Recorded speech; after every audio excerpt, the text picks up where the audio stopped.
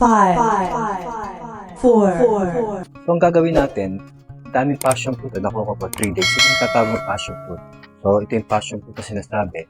Galing doon sa halaman na yun, sa vine. So, marami to. Siguro mga 3 days itong gato karami. Dati ang ginagawa ko dito, kinakatas, kinukuha, tapos nilalagay sa strainer. Tapos saka i-squeeze. So, ngayon gagawin, diretso na siya sa blender. Be-blender na natin.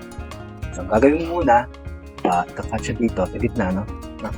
Diba? Yan. Ito niya yung sa loob, oh. Pero yung ano niya, yun ang kinukuha, yung squeeze sa kanya. So, ngayon, kukuha na lang tayo ng kutsara. Dali lang. So, ngayon, materials na kailangan natin, yung passion fruit muna.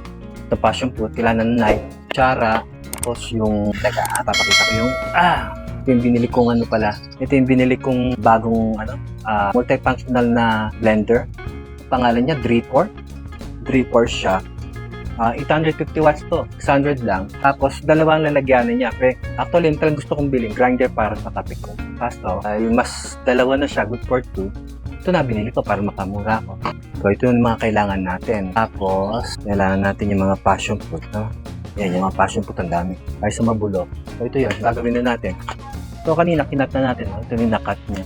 Ito yung nakat niya. Pag nakat na siya, pag nakat na, ilalagay na lang dito yung laman niya.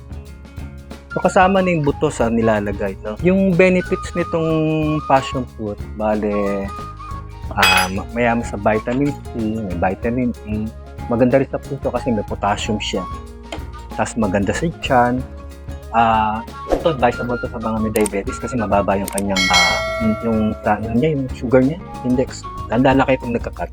Yung kakat lang tayo ng mga tatlo para match na ipakita lang. Pag may pangalawa, lalagay yung pangalawa. Pangalawa na tayo.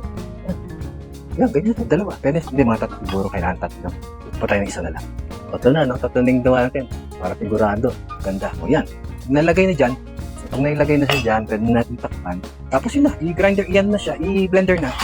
Yung buto pala nito nakakain. Kaya pag bumili kayo sa milkshake, kasi nasama nila yung buto. Okay? So yan, ganyan na siya. Ito na yan. Nandito na siya. So, pag gusto mong inumin to, pag gusto nyo inumin, lalagyan nyo lang to, lalagyan nyo siya ng laman. Yan, ganyan lang. Lalagyan lang tubig lang.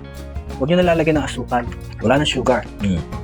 Yung buto, naiiwan naman sa ilalim. Nasa iyo na kung gusto mong kainin o tapon siya, wala namang problema.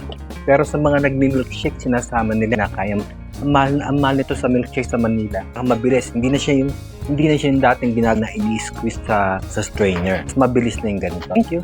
Follow, subscribe, like, and share. Thank you.